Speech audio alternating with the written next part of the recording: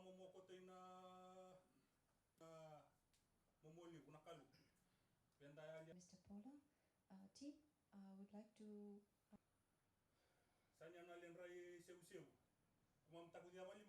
would like to si hamana watorora ketaki lasei wa kumbuna umbura mahanga matani tungwangwa na towata.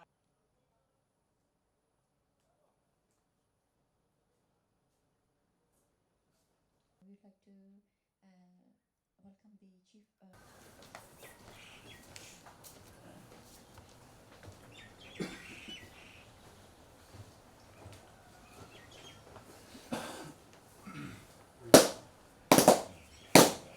Bola.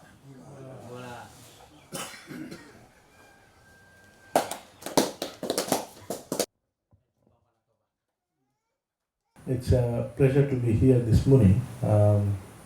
As the head of operations alluded to, we always want to take time out and come and see how people are dealing with challenges that they face every day while living in the interior, in the maritime zone. It gives us first-hand experience when we come out and be at your place where you live your life. Today is a very important day in our calendar, in our ministry's calendar, as we continue with a project that we started on the 10th of October to commemorate the 50th anniversary of independence of Fiji. On that day, we launched a project with regard to food and nutritional security, whereby we decided that we will do 50 villages, we'll plant 50 fruit trees at 50 villages. The primary motivation to begin that particular project is to secure our interior and maritime community with regard to nutritional security. We note that most places in Fiji, food security is not really an issue. In the interior maritime division, there is abundance of food. Be it in the maritime zone, there is fisheries resources. In the interior, you have basically a lot of crops, tallow, cassava. You also have wild yam, and of course planted crops. But we have noted through Ministry of Health's own research that there is an issue with balanced nutrition. Often in the rural maritime interior, people are not able to have a balanced nutrition. Now, you won't see the impact of a imbalance in nutrition immediately, but you will see the impact of imbalanced nutrition later on in your life, number one. Number two, it will have an impact on pregnant women and the newborn babies. It will have an impact on your organs. You could become anemic, and any person who becomes anemic can have serious indirect impact on their heart and organs. So this will contribute to poor quality of life and also will contribute to reduced productivity, your performance on the farm, and overall productivity of rural maritime agriculture. So we have a long-term vision in terms of not only immediate short-term, but also we have a long-term vision on the quality of life of the current and future generation. And we, the Ministry of Agriculture, have decided that we must do something to ensure that there is ready access to nutritional produce, particularly fruits. So this particular project that we are now continuing on from the Independence Day is to target that every village in this country must have basic fruit trees that will give them access to free fruits such as avocado, mango, guava, pomegranate, popo, breadfruit. Some of the villages may have some coconut. Some of the villages may have some may have breadfruit and coconut, but may not have avocado. Some may have guava, may not have mango. Some may have bananas, may not have popo. Some may have dragon fruit, may not have banana. So what we are doing now is we are continuing with the project that we launched on 10th October, the 50-50 project. It's called 50-50. 50 fruit trees in a village on that day where we plant at 50 village. So as we speak, as I speak to you now, my colleagues in Ministry of Agriculture from various extension offices throughout Fiji are now at 50 village. On 10th of October, we were at 50 village. We are not Lord Krishna or Lord Jesus to be at 50 places at one time. So we divide. Some staff are here. You can see our senior staff, Dr. Vinesh Kumar, Paula Tione, Sufiana. There are other staff here.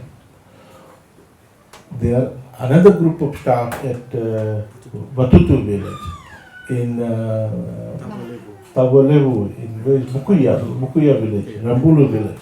Like this, there are 50 villages now where our staff are there with 50 fruit trees, and they will be planting in the village. And then in a couple of years' time, maybe 3 years, depends on the fruit tree, in 5 years' time, your children, your great children in future will have access to free fruits so that they can have balanced nutrition.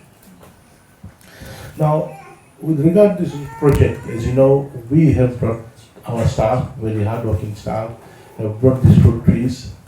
They have dug the hole. Together we'll be planting it today. Our only request is that you look after it. By just planting and leaving it, will not see that it will grow and bear fruits. You have to protect it from wild animals. You have to protect it from maybe free-range chicken or free-range pig or waka. They might damage it. So please look after it until it grows maybe 3-4 meters, and then it will be safe. You might have to water it if there is a drought. You might have to put some mulch around, some organic manure, so that it's strong, healthy, and grows fast. So, members of the Vanua, this is an investment that you will be doing today, about half an hour of your time that we will go together and plant it. But this investment that you will be making today, basically your time and your labor, this is an investment in your health, in your children's health, in future generations' health. They will have a balanced nutrition. They will have physically, they will be fit. And if they are physically fit, they will be mentally fit. If they are physically fit, they will be able to perform well on the farm. The productivity will be high, production will be high. You will be able to secure your household's food, and you will be able to generate surplus, which will generate income to meet other household demands, such as clothing and house repair and maintenance, etc. I was very pleased to see today, as we were coming down, a couple of truckloads of turmeric and probably other food produce was loaded on the vehicle to be transported to the market.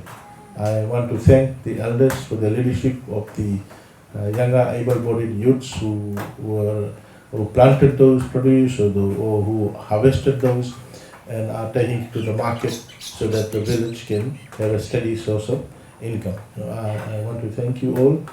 And today we are here with our team to also tell you that we want to support you to bring more land under agriculture. and we are willing to provide you with the planting material that you probably want, whether it's dalo or cassava, which you may already have, so that's fine.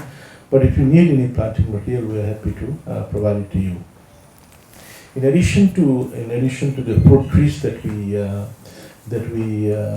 will be planting today, we've also brought some dry seeds. We've also brought some dry seeds for vegetables, which we will give the package to every household. This is again free. We wanted to make small gardens later on, tomorrow, this afternoon, or tomorrow, or Monday or Tuesday next week, and plant this. This will be baingan. This will be tomato, I think, is there. Bean seeds is there. Probably okra seeds are there. So again, it will give you a source of a steady supply of fresh vegetables for your household and for your children for them to take a good balanced lunch parcel to school. There's a lot of kids I've seen in this village who are going to school. School has started, and the kids need to have good meals so that they can concentrate in the class teaching.